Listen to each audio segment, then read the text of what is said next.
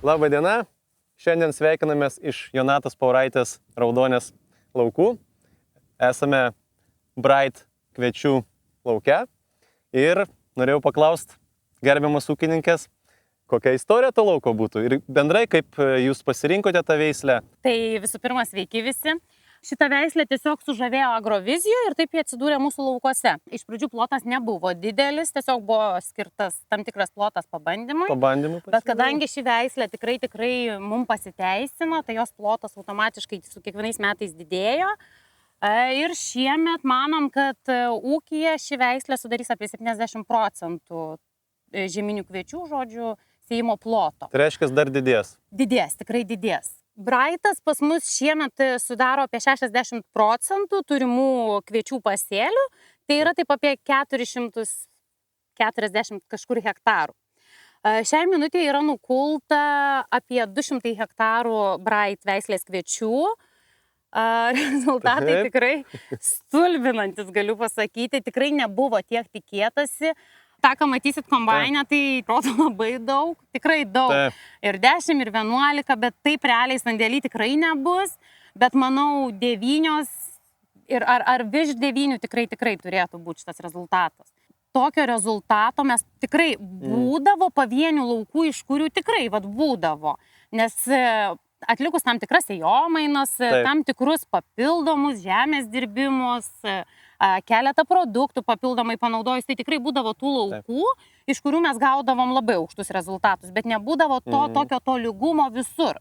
Tai kas šiemet ir stebino. Netgi raceliuotose laukuose. Būtent, kas šiemet labiausiai nustebino po žieminių rapsų, tie, kurie sėti kviečiai yra, tai kaip ir visą laiką jau plius minus žinodavai, kad tai jau bus tikrai aukštesni parametrai ir tie derlingumai.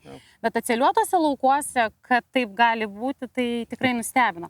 Bet vėlgi, turbūt reikėtų viską ir vardinti. Tai yra tikrai ne 1 metų įdirbis, kaip bebūtų. Mes tikrai, Olegas neleis sumeluoti, tikrai papildomai įdedam daug. Tikrai. Ir aš kalbu ne tik apie trąšas ir mikroelementus įvairius, yra ir papildomų įvairių dalykų, su kuo mes tikrai stengiamės, gerinam dirvožemį.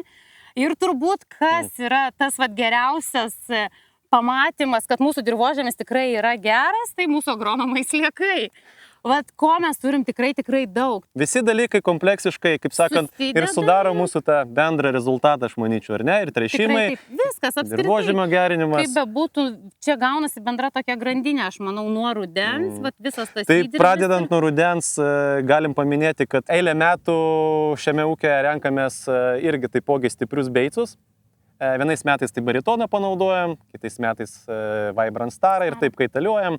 Ir prie beicų taipogi eilę metų su ūkininkė naudojam biologinį mūsų preparatą su huminiam ir fuliniam rūgštim, tai vadinasi Nauitas. Bakteriniai preparatai mūsų ūkyje gyvuoja jau 10-11 metai. Taip. Ir realiai ir šiaip kokius pirmus 3-4 metus tai nesimatė nieko. Ta prasme, tu naudoji preparatą, bet tu nematai nieko. Bet vėliau, einant laikui, tikrai atsiranda iš dirvožemio tas stimulas augalui, kad pavasarį nebelieka to fosforo neįsisavinimo požymių. Tikrai violetinių lapų jau mes nebeturim jau daug metų. Jau daug metų. Inovytas pas mus yra naudojamas berods 3 sezoną. 3 sezonai bus. Rapsam naudojamas jau turbūt 5 sezoną, miltelinių pavidalų. Inobrasika vadinasi. Inobrasika, taip, bet irgi bakterinis tas. Taip. Tai kas, dėl ko jie pas mus yra naudojami, visų pirma, tai dėl stipraus šaknyno, mes tikrai turim ženkliai stipresnį šaknyną, jisai masyvesnis, jisai ilgesnis. Tie visi bakteriniai preparatai, jie atpalaiduoja dirvoje esančius mūsų turimus klodus, tarkim, mes savo šituose pasėliuose mes turim labai daug fosforo klodų, kurie nėra prieinami augalam, nepanaudojus šitų bakterinių preparatų. Aukštas potencialas matėsi iš pavasario, tikrai matėsi, dalinai gąsdino pavasarinė sausra, kuri vėliau pasitraukė iš mūsų regiono, kas labai nudžiugino, tikrai labai stipriai nudžiugino. Taip, čia buvo tas kritinis toks momentas jau buvo. Kai mes dar čia įstovėjom tose laukuose, ar ne, Jonate? Ir jau buvo tokių plotų, kuriuose matėm, kad augalam tikrai jau yra nebegerai. Ir realiai dar savaitę laiko ir kai kurie plotai būtų pradėję pakankamai drastiškai nykti. Bet viskas pasikeitė kardinaliai, laukiam daug drėgmės, daug lietaus, tada ir mūsų visa, galbūt netgi, sakyčiau, auginimo technologija irgi pasikeitė kardinaliai, nes tas potencialas dienomis pradėjo didėti. Šįmet ir panaudojom tos 3 gerus augimo reguliatorius, taip pat buvo priimtas sprendimas kartu su ūkininkė panaudoti labai stiprius 3 fungicidinius purškimus, pradedant nuo Bayerio, ar ne, jau klasika tapusi mūsų inputo. Kaip be būtų klasikai buvo ir tų pasimėtimų kelyje šiek tiek ir tai dar kartą įrodė, kad niekada nesimėti, kaip be būtų geri produktai yra geri produktai ir ant šitų dalykų taupyti nereikia, ta prasme, jeigu tu nori kokybės, tu turi investuoti. Turi investuoti. Ir šįmet pasitarę dar ir nusprendėm pabandyti naują Cortevos fungicidą, susidedantį iš Questar ir Tesanto, dar pastiprinom su proteokonazolu Bayerio Crotonflexu ir pirmieji, kaip sakyti, prisilietimai prie produkto maloniai stebina, ar taip, Jonata? Tikrai taip. Pats produktas veikia tikrai labai gerai. Vien pagal lapo stebėseną mes matėm, kad jis turbūt iki pat galo nokimo ir išlaikė. Labai stiprus. Neatsirado jokių papildomų dėmių. Tikrai labai stiprus produktas tai buvo. Tikrai taip. Ir jis, principė, mūsų išlaikė iki pat varpos jau išėjimo, iki pat žydėjimo. Niekada nerizikuosim, kaip bebūtų ta varpa yra galtinis rezultatas, dėl ko mes čia tiek ir stengiamės visą sezoną. Yra daug iš tikrųjų tokių pastebėjimų iš kitų vadybininkų, gal iš ūkininkų kitų, kad tas, sakykime, varpinis purškimas nėra reikalingas ir panašiai, bet šitam ūkyje tai mes kaip tėvė mūsų jau kiek metų ir dirbam, visą laiką naudojam. Ir naudosim, nes... Ir niekada nebuvom nei prisikūlę nei baltų, nei raudų, nei kokių kitų grūdų. Varpų fuzariozė mums nežinoma liga yra. Tikrai ne, aišku, to pasekoje darant tuos purškimus, taip, mes ir apsisaugom. Mes užtat ir darom. Nes kaip bebūtų, mes nežinom, kas vyraus toliau, kokios ekstremalios sąlygos gali būti. Ta prasme, daug drėgmės, karštis ir automatiškai tos grybinės ligos. Taip, čia yra kaip geras draudimas. Fungicidas. Jo, šįmet galim paminėti Prozaro pasirinkom. Iš tikrųjų irgi Bayerio originalų produktą. Patenkinti esam.